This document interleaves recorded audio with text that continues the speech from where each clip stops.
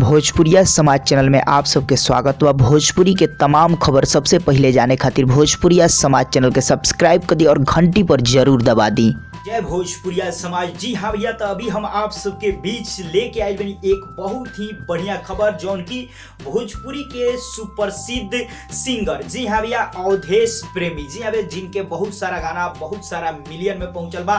जी भैया, अवधेश प्रेमी के परिवार के सदस्य के आप सब जानल चाहतो कम, देखल चाहतो कम, मिलल चाहतो कम। जी हाँ भैया, तो उनके फैमिली से आप सबके रूबरू करावे वाला बानी, जौन की तस्वीर देखा के। जी हाँ भैया, ना कि लाइव आप सबके मिला के तस्वीर देखा के। जी हाँ भैया, साफ तौर पे बता दी आप सबको, बता दी अवधेश प्रेमी जौन की भोजपुरी में बहुत सारा गाना उनके हिट चल रहा बा अभी, और आए दिन उनके गाना हिट हो रहा बाटे।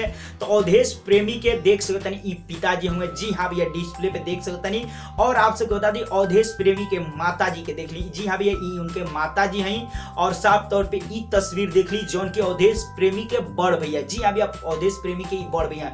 टोटल भैया फोटो देख ली अवधेश प्रेमी के परिवार है। जी हाँ भैया, जौन की इनके आपन परिवार और परिवार के इनके सदस्य हलो लोग हुए लो, मम्मी पापा और बड़ भैया, जौन की एमे अवधेश प्रेमी भी बाने देख सकतनी। जी हाँ भैया, अवधेश प्रेमी के परिवार हलो जौन की बतौर आप सब देखनी है। बस फिलहाल इतना ही, आगे आए एक नया वीडियो के साथ। आप सबके भैया रिपोर्ट कैसा लागल जरूर कमेंट करके बताई। चलते चलते वीडियो को लाइक करी, ज्यादा से ज्यादा शेयर करी। फिर से आए बहुत जल्द।